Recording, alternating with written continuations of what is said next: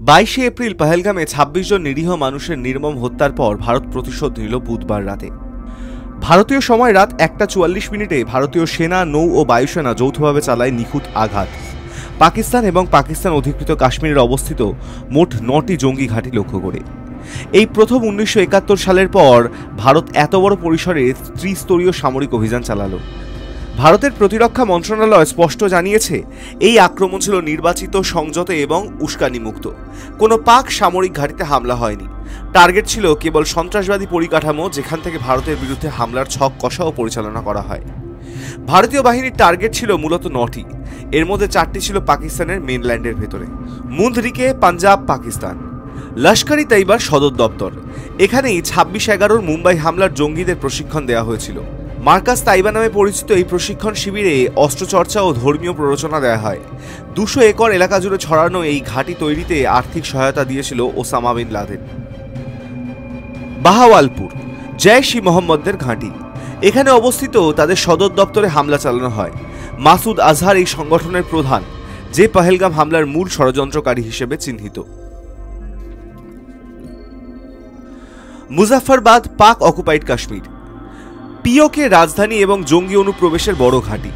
এখানে মূল ঘাঁটি গুড়িয়ে দিয়েছে ভারতীয় বিমান বাহিনী। বিস্তীর্ণ এলাকা জুড়ে বিস্ফোরণের আওয়াজ পাওয়া গেছে। গোটা এলাকা বিদ্যুৎ বিচ্ছিন্ন হয়ে যায়। কোটলি, পাক অকুপাইড কাশ্মীর। আত্মঘাতী জঙ্গিদের প্রশিক্ষণ শিবির। এখানে 50 জন পর্যন্ত প্রশিক্ষণপ্রাপ্ত জঙ্গি একসঙ্গে থাকত। মার্কাজ আব্বাস ও মাস্কার রহিল শহীদ নামে এই দুটি ঘাঁটিতে আঘাত হানা হয়। গুলপুর, পাক অকুপাইড কাশ্মীর। পুঞ্চ রাজৌরি অঞ্চলে সন্ত্রাসী কার্যকলাপের স্টেজিং গ্রাউন্ড। 2023 ও 24 সালে এই অঞ্চল থেকে ভারতীয় সেনা ও তীর্থযাত্রীদের ওপর হামলা চালানো হয়। মেহমুনা, সিয়ালকোট। হিজবুল মুজাহিদ্দিনের প্রশিক্ষণ কেন্দ্র। প্রধান মোহাম্মদ ইরফান খান, যিনি জম্মু অঞ্চলে একাধিক হামলার সঙ্গে জড়িত।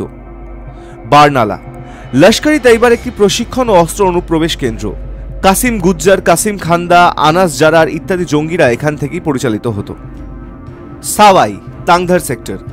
লস্করের আরেক ঘাঁটি, যেখানে গুলমার্গ ও সোনমার্গে 2024 সালের হামলার পরিকল্পনা হয়েছিল। সারজাল নারোয়াল, পাঞ্জাব।